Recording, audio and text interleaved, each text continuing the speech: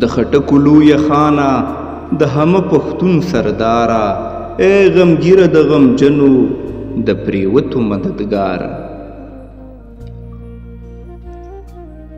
حجره چې ته یې خان وې، کاروان چې ته امیر وې، حجره په ورانېدو ده، کاروان دی بې مهاره.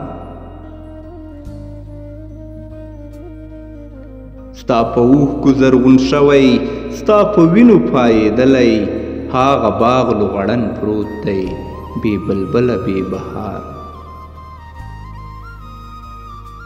بیا د ننګ توره تېره کړه، بیا ننګیاله دا دیره کړه، شه رضا مرور خانه، شه په خوله دلګیر سالاره.